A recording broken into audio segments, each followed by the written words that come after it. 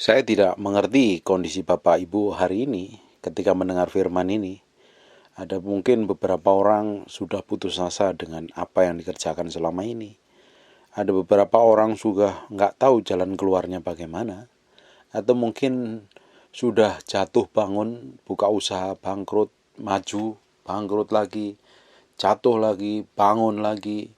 Mungkin ada beberapa orang yang sudah putus asa dengan dosanya karena sering jatuh bangun di dalam dosa yang sama terus, terjerat perzinahan, mungkin terjerat dengan percabulan, terjerat dengan kejahatan-kejahatan yang lain. Mungkin ada Bapak Ibu yang benar-benar putus asa karena mengalami sakit penyakit, atau mungkin dokter udah vonis dengan penyakit ganas yang tidak mungkin disembuhkan, atau mungkin Bapak Ibu ada beberapa orang yang begitu khawatir dengan wabah ini. Saya tidak mengerti kondisi Bapak Ibu, tapi yang saya percaya, Tuhan itu baik adanya, dan Tuhan tetapkan kita berjalan dalam kehendaknya, karena Tuhan belum selesai dengan kita.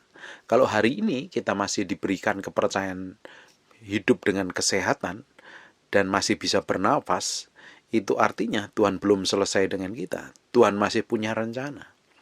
Karena saya percaya, Tuhan punya masa depan atas hidup kita. Tuhan merancangkan masa depan yang dahsyat.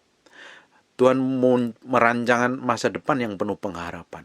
Saya yakin dan percaya bahwa Allah yang kita layani, Allah yang kita sembah, Allah yang maha sempurna sekalipun kita gak sempurna, Allah yang maha kudus sekalipun kita seringkali gagal dan jatuh di dalam dosa, Dia tetap setia menanti kita. Selama masih ada kasih karunia Tuhan, sekalipun kita nih sering gagal dalam banyak hal, Tuhan masih setia menanti kita, asalan kita memiliki hati yang mau berubah dan bertobat.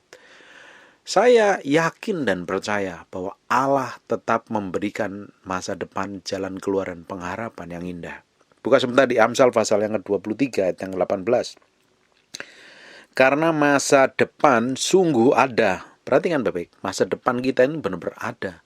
Dan ketika Tuhan berikan masa depan atas hidup kita, ke depannya ini memang masih ada. Selama kita diberikan umur panjang, harusnya kita tuh harus tahu bahwa Tuhan tuh memberikan masa depan. Masalahnya, kita pakai waktu yang diberikan Tuhan itu untuk melakukan hal yang berguna untuk kerajaan Allah, hal yang menyenangkan hati Allah, atau menyenangkan atau memuaskan ego dan hawa nafsu kita. Itu adalah dua hal yang berbeda.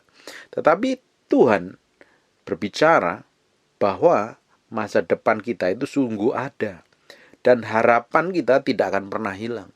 Artinya Tuhan masih memberikan masa depan yang penuh pengharapan untuk kita menjadi orang kepercayaannya Tuhan, yang diberkati, yang dipakai Tuhan, yang hidup dalam kesucian dan kekudusan. Nah, keputusan hati kita itu yang harusnya memilih jalan kebenaran, bukan jalan di dalam dosa. Terus buka sebentar di Ibrani pasal yang 16 ayat 19. Pengharapan itu adalah sauh yang kuat dan aman bagi jiwa kita, yang telah dilabuhkan sampai ke belakang tabir. Tahu nggak Bapak Ibu? Ketika kita ini memiliki pengharapan, di kitab Hosea jelaskan loh, My people perish without vision. Umatku tuh binasa karena gak punya visi. Ketika kita ini melihat jauh ke depan seperti yang Tuhan lihat. Jadi Tuhan tuh bawa kita untuk melihat menurut kacamatanya Tuhan, masa depan kita, masa depan hidup kita ke depan itu seperti apa. Itu namanya visi. Berdiri di sini, duduk di sini, melihat 5 tahun yang akan datang, 10 tahun yang akan datang, memakai kacamatanya Tuhan. Melihatnya itulah visi.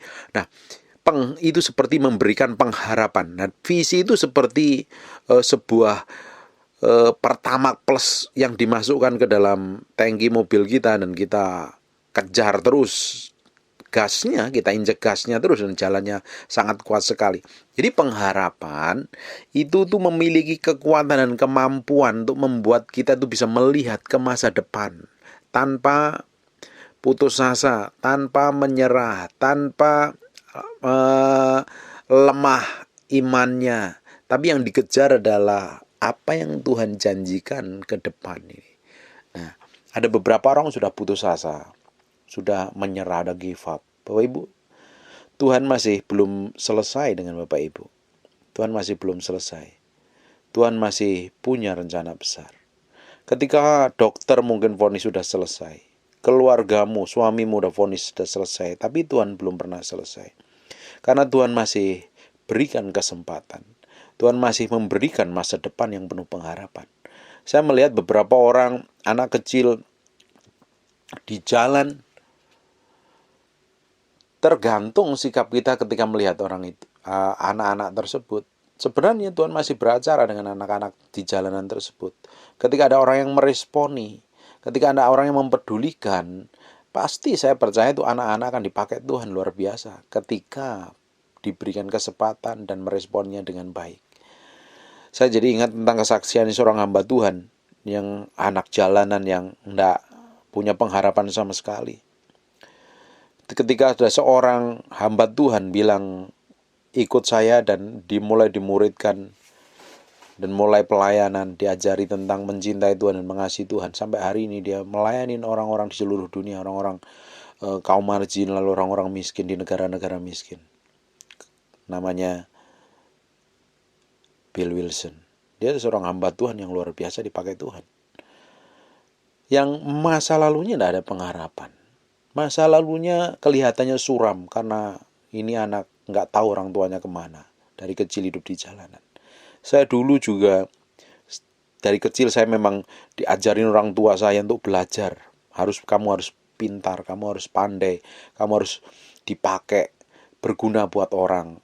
Harus hidup mulia, selalu diomongin begitu. Tapi di tertentu ketika saya selesai sekolah, saya seakan-akan tidak punya pengharapan. Bahkan ketika saya melangkah di Jakarta, awal-awal kerjaan saya seperti tidak punya pengharapan. Saya hanya berdoa di Sawangan, di rumah doa di Sawangan itu hampir 1,5 tahun lebih. Terus saya berdoa ke Bukit Dua di Gunung Kawi 1 tahun. Yang terakhir saya doa di Puncak, di villa di Kota Bunga itu hampir 1,5 tahun. Saya seperti nggak memiliki pengharapan apa-apa. Saya nggak tahu apa yang saya lakukan. Ini benar-benar dalam jalur Tuhan atau dalam kehendak Tuhan atau bukan. Karena kerjaan saya hanya puasa, doa, puasa, doa. Kalau ada pelayanan ya pelayanan, kebanyakan nggak ada pelayanannya. Nggak ngapa-ngapain. Hanya Tuhan mempersiapkan saya. Kadang ada titik tertentu Tuhan itu nggak ngomong apa-apa. Dia hanya berdiam diri. Ketika kita punya masalah, kita dihimpit tekanan, kita menghadapi pencobaan yang rumit seakan-akan. Kita di ujung jalan buntu, nggak tahu jalan keluarnya apa.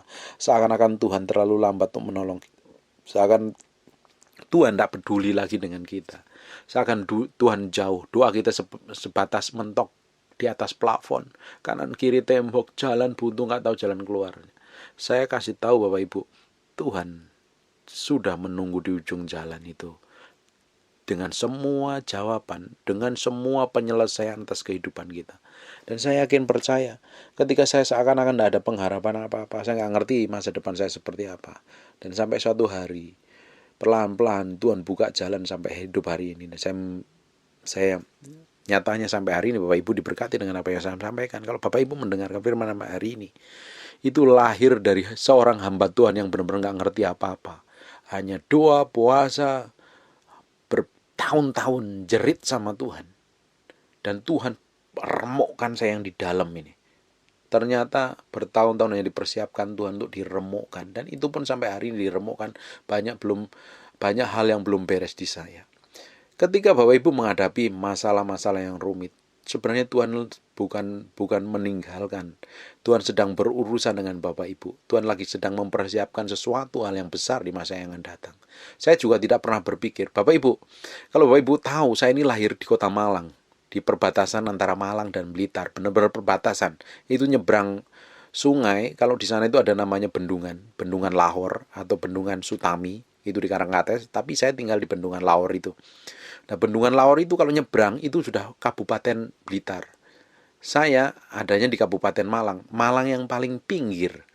Dan Bapak Ibu, kalau daerah saya, tempat desa saya dilahirkan itu mau di zoom pakai Google, itu tidak akan muncul begitu saja. Perlu diperbesar berapa ribu kali, berapa skala, baru kelihatan. Dan tidak diperhitungkan. Saya anaknya orang keluarga yang sederhana. Hanya orang tua saya tuh benar-benar memiliki cara pandang dan pemikiran yang berbeda. Terutama emak saya tiap hari berdoa ingin anak-anaknya menjadi berkat bagi banyak orang. Dan saya benar-benar nggak ngerti apa yang saya lakukan awal-awalnya. Tapi ketika saya mempercayai Tuhan, saya mencari Tuhan, saya tahu ada pengharapan di dalam Tuhan. Dan ujungnya ternyata itu luar biasa. Sekalipun kita ini hari ini seakan-akan Bapak Ibu tidak berguna apa-apa, wis nggak ada jalan keluar, wis nggak tahu mau ngapain lagi. Seakan-akan hidup membosankan, monoton, jatuh bangun di dalam dosa. Jangan pernah menyerah. Stres, utang banyak, belum bisa membayar hutang, mengembalikan hutangnya. Terlibat banyak sekali hal-hal buruk. Saya kasih tahu Bapak Ibu, Tuhan belum pernah menyerah. Kalau Tuhan sudah menyerah Bapak Ibu, Tuhan sudah panggil Bapak Ibu. Selama masih ada nafas, Tuhan berikan nafas hidup. Tuhan masih berikan kita kepercayaan dalam keadaan menghirup nafas dalam kondisi baik-baik saja. Bisa makan, bisa tidur. Artinya Tuhan belum selesai dengan Bapak Ibu. Dan saya percaya, sekarang ini Tuhan sedang beracara. Tuhan sedang beracara atas kehidupan Bapak Ibu. Buka sebentar di Roma pasal yang ke-5, ayat yang ke-4. Ayat yang ketiga mulai, dan bukan hanya itu saja, kita malah bermegah juga dalam kesengsaraan kita. Kita, bayangin, di dalam ayat ini dia ngomong ini, kita malah bermegah juga dalam kesengsaraan ini. Karena kita tahu bahwa kesengsaraan itu menimbulkan ketekunan. Kesengsaraan, tekanan, himpitan itu membuat kita itu semakin tekun harusnya. Bukan malah jauh dengan Tuhan. Kita semakin tekun mencari Tuhan. Semakin rajin menyelidikin kebenaran. Supaya kita dibukakan hal yang ajaib dan luar biasa di masa yang akan datang. Sehingga hidup kita mengalami terobosan breakthrough. Ayat yang keempat, dan ketekunan menimbulkan tahan uji. Ketika orang didapatin tekun, dia akan tahan uji.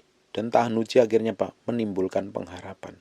Dan pengharapan tidak mengecewakan karena kasih Allah telah dikaruniakan di dalam hati kita oleh Roh Kudus yang telah dikaruniakan kepada kita. Tidak ada alasan lagi nih kita ini sebenarnya untuk menyerah. Tuhan sanggup memakai 1000 macam cara yang tidak pernah kita pikirkan. Tuhan sanggup bikin breakthrough. Tuhan sanggup berkatin Bapak Ibu dalam kondisi wabah seperti ini. Tuhan sanggup buat mujizat. Tuhan sanggup menyembuhkan. Tuhan sanggup memulihkan kehidupan keluarga Bapak Ibu. Dan saya yakin dan percaya bahwa Tuhan merencanakan rancangan kehidupan yang penuh pengharapan di masa-masa yang akan datang. Kita itu diciptakan harusnya menjadi pemenang. Kita diciptakan menjadi garam dan terang dunia yang akan menggarami banyak orang, yang akan menerangi banyak orang yang hidup dalam kegelapan. Yang hidupnya hambar kita akan garami, memiliki rasa. Hidupnya memiliki rasa. Hidupnya memiliki pengharapan. Dan saya yakin percaya bahwa Tuhan tetap berurusan dengan hidup kita sampai hari ini. Selama Bapak Ibu dalam kondisi baik-baik saja, Tuhan dalam saat ini sedang berurusan dengan hati Bapak Ibu. Tuhan mau kita ini menjadi kepanjangan tangannya. Jangan menyerah. Jangan putus asa dengan semua kelemahanmu. Jangan putus asa dengan penyakitmu. Jangan putus asa dengan kondisi keluargamu. Jangan putus pengharapan dengan keadaan hari ini. Masih ada masa depan yang Tuhan sediakan dalam hidup kita. Kalau Bapak Ibu tahu, Bapak Ibu meski ngerti ini, bahwa kita diciptakan serupa segambar dengan Allah. Ketika kita didapatin menjadi serupa segambar dengan Allah.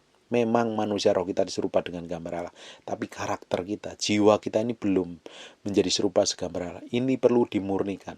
Cara memurnikannya, Tuhan selalu pakai hal-hal yang merobek hati kita. Penderitaan. Supaya kita menghasilkan ketekunan. Permasalahan problem yang ada. Tapi kalau cara kita melihat ini sesuai kacamata Tuhan. Tuhan tuh mau bawa kita dalam kemenangan.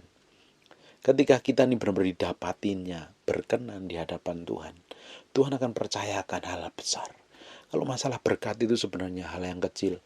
Kalau Bapak Ibu sampai hari ini dicukupin, diberkatin, Dan apa saja yang Bapak Ibu nikmatin hari ini dengan kondisi baik-baik saja, itu tandanya penyertaan Tuhan itu nyata. Hanya kita nggak terlalu memperhitungkan, kita mikirnya hal yang gede. Ketika hal yang simpel saja, hari ini banyak orang sibuk mencari oksigen, tapi sedang kita sendiri bernapas dengan baik saja. This a grace, itu adalah kasih karunia, itu kemurahan Tuhan yang harusnya kita bersyukur bahwa Tuhan masih percayakan hal yang ajaib, hal yang luar biasa. Sedang orang lain perlu oksigen, sampai kekurangan oksigen sampai meninggal, tapi kita bisa menikmatinya dengan free, tanpa bayar. Tapi kita dalam sisi lain Tuhan sedang remukkan, Tuhan sedang benar-benar bersihkan semua hal yang buruk dalam hidup kita. Artinya Tuhan sedang mempersiapkan hidupmu dan hidup saya. Bapak Ibu, hari ini menghadapi masalah apa? Nikmatin, bersuka cita, enjoy, ketawa sama Tuhan, jalan terus sama Tuhan. Jangan pernah putus harapan. Hari saya ini mau ngapain sih? Ketika Bapak Ibu berdoa seperti ini, yang perlu Bapak Ibu kan adalah perlu petunjuk Tuhan, perlu dengerin Tuhan ngomong apa, supaya bisa melakukan hari-hari, bisa mengalami kemenangan. Diawalin dengan Bapak Ibu udah sikap hatinya benar, meresponi semua masalah dan tekanan yang ada ini benar. Tuhan akan terus bawa terus dari kemenangan satu kepada kemenangan yang lain, dari berkat satu kepada berkat lain, dan ujungnya nama Tuhan Yesus yang dipermuliakan dalam hidup kita. Amin. Masih ada pengharapan. Stand strong in the Lord. Stand strong in the Lord. Stay safe, stay healthy, and stay in the presence of the Lord. Amin. God bless you.